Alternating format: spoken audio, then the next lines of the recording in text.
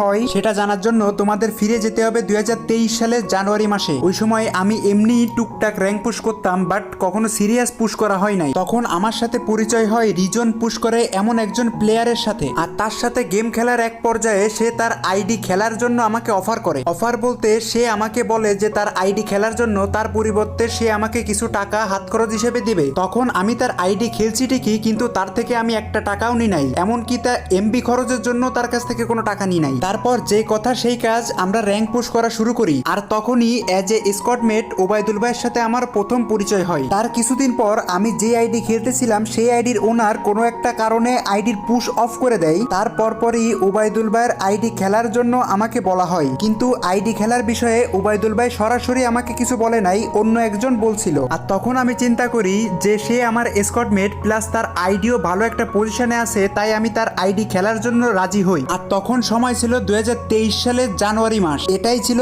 ওবায়দুল ভাইয়ের সাথে আমার পরিচয় পর্ব, মানে কিভাবে আমার ওবায়দুল ভাইয়ের সাথে পরিচয় হয়। তারপর থেকে আমি ওবায়দুল ভাইয়ের আইডি খেলা শুরু করি, এমনকি তার আইডি খেলার এক পর্যায়ে তার সাথে আমার অনেক ভালো সম্পর্ক হয়ে যায়। তারপর এক সিজন তার আইডি পুশ করার পরে বাংলাদেশ টপ 1 মানে রাদের স্কোয়াডে ওবায়দুল ভাইয়ের আইডি ঢুকানো হয়। তখন থেকে আমরা রাদের স্কোয়াডের র্যাঙ্ক পুশ করতে থাকি। তার এক পর্যায়ে রাদের সাথে গেম খেলতে খেলতে আমার রাদের সাথেও অনেক ভালো একটা সম্পর্ক হয়ে যায়। তার কিছুদিন পর রাত আমাকে ওর নিজের স্কোয়াড হয়ে টুর্নামেন্ট খেলার জন্য বলে। এর আগে কোনোদিন আমি টুর্নামেন্ট খেলি নাই, সর্বপ্রথম আমি টুর্নামেন্ট খেলা শুরু করি রাদের সাথে, তাও আবার ওবায়দুল ভাইয়ের আইডি দিয়েই খেলতাম। এমন করে বেশ কয়েক মাস আমি রাদের স্কোয়াড হয়ে টুর্নামেন্ট খেলি, তার পাশাপাশি র্যাঙ্ক পুশও করতাম ওবায়দুল ভাইয়ের আইডি দিয়েই। আর ওই সময় আমার কাছে এতটা ভালো